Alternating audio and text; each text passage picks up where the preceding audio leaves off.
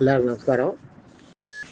இன்னைக்கு நம்மளுடைய திருவாய்மொழியில கோயில் திருவாய்மொழி பகுதியில 5வது நூறுல 8வது பதிகத்துல 7வது பாட்டு.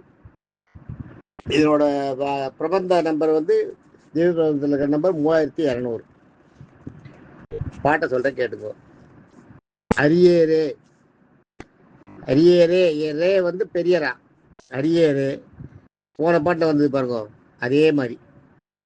எண்ணம் பொற்சுடரே, இதுக்கு வருது சின்னரா. ஞாபகம், முதல்ல வருது பெரியரா, 2வது வருது சின்னரா. அரியரே எண்ணம் பொற்சுடரே, செங்கண் கரிமுகிலே, எரியே எரியே பவளக்குன்றே, நாள்தோள் எந்தாய் உனதருளே, பிரியா அடிமை எனை கொண்டாய் உடந்தை திருமாலே, கரியே நினியுன் சரணம் தந்து என் ஜன்மம் களையாயே. இது பாட்டு. அரியரே, அரின்றது ஆக்சுவலா அரின்றது ஏர்னா காளை சின்னரால, அதனால அதை இதுல கொண்டு வரக்கூடாது. ஏரே, இது பெரியரா. பெரியரன்னா ஆசான், அரசன், ஏற்றம் புரிந்தவன். அரியரே, சிங்கங்களுக்கெல்லாம் தலைவனா இருப்பவனே. தலைமை இந்த நரசிங்கம் திங்க உருவெடுத்த உடனே சிங்கங்கள்லாம் இந்த நரசிம்மத்துக்கிட்ட பணிஞ்சுதான். அது சொல்றாரு, சிங்கங்களுக்கெல்லாம் தலைவனே. அரியரே என் எண்ணம் பொற்சுடரே, என்னுடைய அம்முன்னா அழகு. ஞாபகம் வச்சுக்கோங்க, எப்பயுமே அம்முன்றது அழகு. எண்ணம் பொற்சுடரே, என்னன் அம் பொற்சுடரே, என் அழகான ஜொலிக்கின்ற பொன் போன்ற சுடரே அப்படிங்கிறதா அந்த இடத்துல அர்த்தம். எண்ணம் பொற்சுடரே சிவப்பிரிய கண்களை கொண்ட மேகமேன்றதுதான் செங்கண் கரிமுகிலேன்னு வருது பாருங்க. அடுத்தது அது சிவந்த நிறத்தையுடைய மேகங்களே, சிவந்த கண்களை உடைய மழை மேகமே, பெருமாளை வர்ணிக்கிறார். அதெல்லாம் செங்கண் கரிமுகிலே.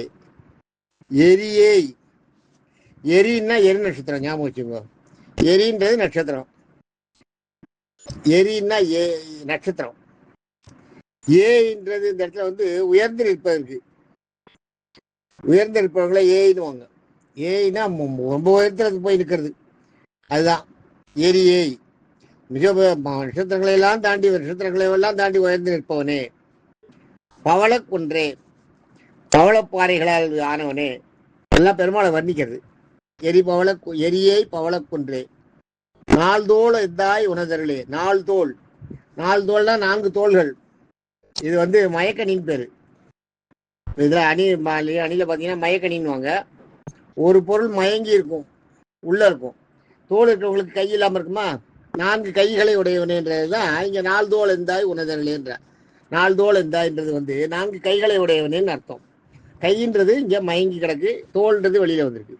நாள்தோள் 4 கைகளை உடைய உனதருளே, உன்னுடைய அருளே, அதுதான் நாள்தோள் எந்தாய்.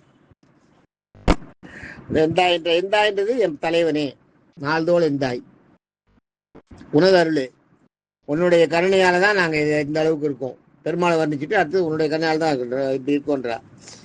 அடுத்தது பிரியா அடிமைன்ற பாருங்க. பிரியாத, விட்டு அகல முடியாத இறுகிய பந்தத்தை கொண்டுள்ள, அந்த மாதிரி இறுகிய பந்தத்தை உருவாக்கி உள்ளவர். பிரியா அடிமை, பிரியா அடிமை. அகலாத இருந்து தொண்டு செய்கிறவன். அதான் அகலாத இருந்து உன் காலுங்கீழே இருந்து தொண்டு செய்கிறவன். பிரியா அடிமை என்னை கொண்டாய், என்ன அது மாதிரி ஆக்கிட்ட நீயே. எல்லாமே பெருமாள் பண்ணதான் சொல்ல. உங்களுக்கு எந்த காரியம் நடந்தாலும் எல்லாம் நம்மகிட்ட என்ன இருக்கு, அது ரங்கநாதன் அடிக்கடி சொல்லுவார் பேசும்போது. எல்லாம் அவன் பார்த்துக்கிறான்னுவார். அது மாதிரி நம்ம இல்லை, எல்லாத்தையும் சரணாகதியோட தத்துவமே தான். எல்லாமே நீ தான், நீ என்ன பண்ணிக்கோன்ற மாதிரி. அந்த மாதிரி போகிறது. இது எம்பார் சுவாமிகள் ஒரு தரம் ராமானுஜரை ரொம்ப பொறுமையா பேசியிருந்தாலும் எல்லாரும் அதை கேட்டு இவரை எம்பார் பெருமையா பேசினாலும். எம்பார் ரொம்ப அருமையா காலட்சேபம் எல்லாம் பண்றாருன்னு எம்பார் சிரிச்சுட்டே இருந்தாராம். உள்ளுக்குள்ள சிரிச்சுட்டே இருந்தவொடனே ராமானுஜர் அங்கே பார்த்து, என்ன நீ இப்போ உன்னை பெருமையா சொல்றா, உனக்கு அது பெருமையா இருக்கா, உன்னோட தற்பெருமையா உனக்கு, அவன் பெருமையா உன்னை பத்தி பெருமையா சொல்றா, உனக்கு கொஞ்சம் கூட அந்த கூச்சமே இல்லை, சிரிச்சுட்டு இருக்கேன் அப்படின்றார். அதுக்குதான் பேர் சொல்லுவார், நான் எனக்கு என்னையா சொல்றா, எனக்கு என் மனசுக்குள்ள நீங்க தானே இருக்கீங்க, அதனால உங்களை தானே சொல்றா அவா அப்போ பெருமையை சொல்றதெல்லாம் உங்களை தான் சொல்றேன், ராமானுஜர் தான் சொல்றேன், என்னோட ஆச்சாரியன் சொல்றேன், எனக்கு அது ரொம்ப பெருமையா இருக்கு, நான் சிரிச்சுட்டு இருக்கேன் அப்படின்னு. அது மாதிரி பிரியா அடிமை என்னை கொண்டாய், என்ன பொண்ணை விட்டு பிரியாத அடிமையை நீயே பண்ணிட்ட, அடிமையை ஆக்கினுட்ட அப்படின்னு அர்த்தம். என்னை ஆட்கொண்டாய். குடந்தை திருமாலே, அந்த இதுல கும்பகோணத்துல இருக்கிற கோமலவல்லி தாயாரின் மணாளனேன்னு அர்த்தம். குடந்தை திருமாலே, திருன்னா மகாலட்சுமி, குடந்தைன்றது கும்பகோணம், கும்பகோணத்தில் மகாலட்சுமியின் கணவனான திருமாலே, கோமலவல்லி தாயாரின் மணாளனே, சாரங்கபாணியேன்னு அர்த்தம். அதில் தரியே நீ உன் சரணம் தந்துன்னா, தரியேன்றது இந்த இடத்துல வந்து போட்டுக்க மாட்டேங்கிறது கிடையாது. தரித்தல்னா போட்டுக்கிறதுன்னு ஒரு அர்த்தம், பொறுத்துக்கிறதுன்னு ஒரு அர்த்தம், பொறுக்க மாட்டேன்றது அந்த மாதிரி ஒரு அர்த்தம் உண்டு. தரியன்னா இனிமே என்னால் பொறுத்துக்க முடியாது, இனிமே என்னால் பொறுத்துக்க முடியாது. தரியேன் இனி உன் சரணம் தந்து, இனிமே என்னால் பொறுத்துக்க முடியாது, உன் சரணம் தந்து, உன்னுடைய சரணாகதியை கொடுத்து, எனக்கு உன்கிட்ட சரணடைகிறதுக்கு அந்த பாக்கியத்தை எனக்கு கொடுத்து, என் ஜென்மம் கலைகாயே, என் ஜென்மம் கலையாயே, என்னுடைய ஜென்மத்தை எடு, நீக்கிடு, என்னோட ஜென்மம் போகணும், முடியணும் எனக்கு, என் ஜென்மம் கலையாயே, எனக்கு உன்னோட சரணத்தை, உன்னோட பாதார விந்தத்தை கொடுத்து, உன்னோட சரணாகதி பாக்கியத்தை கொடுத்து, என் ஜென்மம் மறுபடியும் மறுபிறவின்னு இல்லாத என்ன பண்ணிடு அப்படின்னு நம்ம ஆழ்வார் பெருமாள்கிட்ட கேட்குறார். திருக்குழந்தை பெருமாள்கிட்ட கேட்குறார், கும்பகோணம் சாரங்கபாணி பெருமாள்கிட்ட கேட்குறார். அருமையான பாட்டு. நாளைக்கு அடுத்த பாட்டு பார்ப்போம். தேங்க்யூ.